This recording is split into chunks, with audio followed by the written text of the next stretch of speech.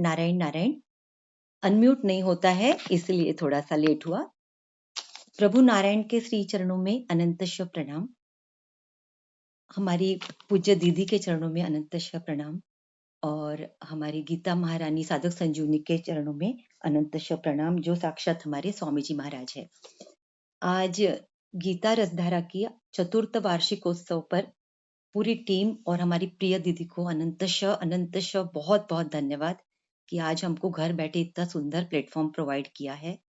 आज इस अवसर पर हम साधकों को भी अपने भाव व्यक्त करने की अपॉर्चुनिटी दी है, इसके लिए भी आपका विशेष धन्यवाद। मुझे अध्याय 3, जो कि परमात्मा की कृपा से मेरा फेवरेट अध्याय है, कर्मयोग, वो मिला है और उसमें से 9वां जो श्लोक है वो मैंने चूज किया है। तो दीदी का विशेष धन्यवाद कि हमको पूरा संस्कृत में पढ़ना भी सिखाया, तो मैं पढ़ती भी हूँ उसको, क्योंकि हम तो संस्कृत जानते ही नहीं थे, लेकिन इसी प्लेटफॉर्म पे आके संस्कृत थोड़ा बोलना भी सीख गए हैं। यज्ञार्थात् कर्मणोऽन्यत्र लोकोऽयं कर्म बंधन। पूज्य स्वामी जी महाराज कह रहे हैं कि यज्ञार्थात् कर्मणोऽन्यत्र, यज्ञ कर्म के अतिरिक्त अन्यत्र कर्म जो भी है वो सारे की सारे कर्म हम लोग समुदाय को बांधने वाले हैं। तो कर्तव्य पालन के लिए जो हम कर्म करते हैं, जैसे सेवा, पूजा, पाठ, हमारे शारीरिक, व्यवहारिक, पारमार्थिक जो भी कर्म हम करते हैं, इवन समाधि तक को स्वामी जी ने कहा है कि जो भी हम कर्म करते हैं वो सारे कर्म हमारे कर्तव्य पालन के लिए करते हैं, तो वो कर्म ही है मात्र।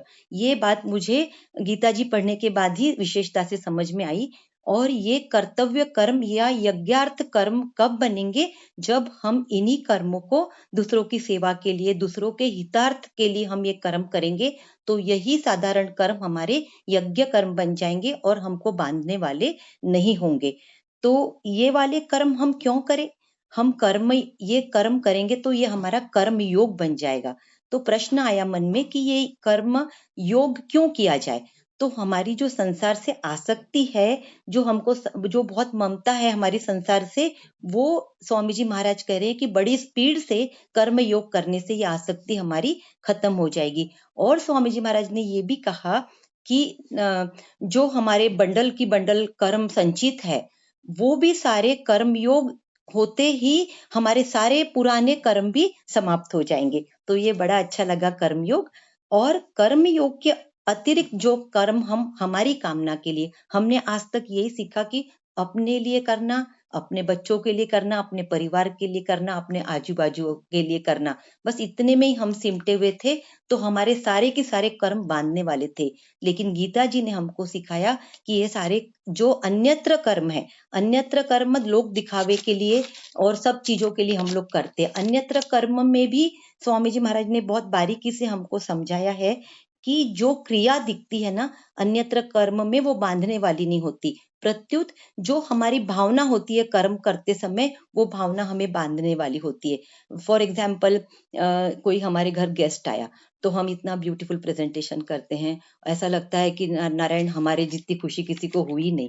लेकिन हमारे अंदर में ना इंटरनल डायलॉग्स चलते रहते हैं कि बेटाइमी आ गए और हमारा समय खराब हो गया। इंडीड ये तो हो गई लौकिक क्रिया।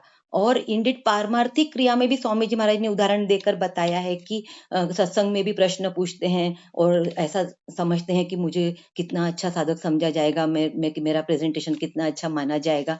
तो ये जो अंदर की जो भावना है ना, वो ही मेन बांधने वाली है। अन्यत्र कर्म में भी ये जो क्रिया नहीं, हमको भावना बांधती है।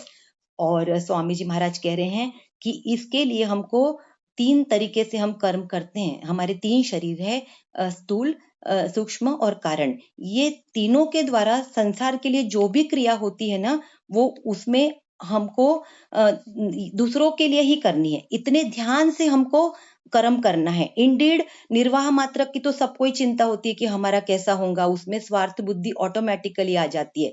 लेकिन हमको निर्वाह मात्र के लिए भी स्वामी जी महाराज बोल रहे हैं, बहुत सावधानी रखनी है साधक के लिए कि उसमें साधन बुद्धि ही रहे, उसमें स्वार्थ बुद्धि ना आए। तो अब ये बात रहती है कि कर्म योग से रिजल्ट क्या आएगा, इसका टेक अवे क्या है। इसका रिजल्ट ये है कि हमको ना संसार से हमारा जो संबंध है वो संबंध विच्छेद हो जाएगा हमारा, और वो संबंध जो ममता कामना आसक्ति भोगासक्ति हमको बांध के रखी है ना, वो ही हमारी छूट जाएगी और परमात्मा के साथ हमारा योग हो जाएगा, जो हम सोच भी नहीं सकते। ये कर्म योग यदि हम करेंगे तो हमारी परमात्मा से डायरेक्ट हमारा कनेक्शन हो जाएगा, योग हो जाएगा। सो प्रिय दीदी, जो आप अभी कर रही हैं वो भी मुझे लगता है कि साक्षात कर्मयोग का उदाहरण है। मैं आपके लिए तो क्या ही कहूँ, लेकिन 2 लाइन मैं आपके लिए कहना चाहती हूँ। प्रभु की एक प्रार्थना ही समझ ली, प्रार्थना तो बड़ी लंबी है, लेकिन 2 शब्द 2 लाइन बोलना चाहूंगी हृदय से बहुत आपके लिए। ईश हमें देते हैं सब कुछ, हम भी तो कुछ देना सीखें।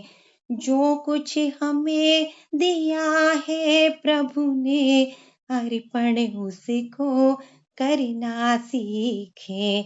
प्रेम से जीवन जीना सीखें, प्रेम सभी को देना सीखें।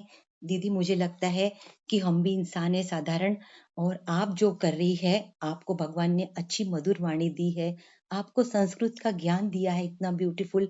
गीता जी का प्रचार करने वाला भगवान ने 18वें अध्याय में कहा है कि मुझे सबसे ज्यादा प्रिय है। भगवान की प्रियता का आप कार्य कर रही हैं घर बैठे, जो बिल्कुल जिनको कुछ नहीं आता वैसे साधकों को आपने आज इस मंच पे अपने भाव व्यक्त करने के लिए तैयार किया है। तो मैं आपको क्या बोलूं, मेरे हृदय से आपको बहुत बहुत धन्यवाद। Best of luck for your future journey दीदी। Thank you very much. Thank you. धन्यवाद दीदी। आपने कर्म बंधन इस विषय पर जो ये श्लोक सेलेक्ट किया, ये बहुत ही कठिन विषय है। इसमें कई संतों ने बड़े बड़े प्रवचन किए होंगे, कई लंबे प्रवचन किए होंगे, कई अपने भाषण दिए होंगे, परंतु उसके पश्चात भी क्लियर नहीं कर पाए होंगे। परंतु आपने बहुत जरा से समय में और इस विषय को बहुत अच्छे से लिया, उसके लिए आपका बहुत बहुत साधुवाद, बहुत बहुत धन्यवाद। मैं अब खन्ना जी से निवेदन करूंगा कि वो अपना विषय रखें, जो मुंबई से आते हैं और प्रारंभ से ही जुड़े रहे हैं। उनका कई बार मार्गदर्शन मिलता है, उनकी सहभागिता बनी रहती है। मैं उनसे निवेदन करूंगा कि वो अपना विषय। हरि ओम। वीतराग भय क्रोधा मन्मया मामुपाश्रिताः,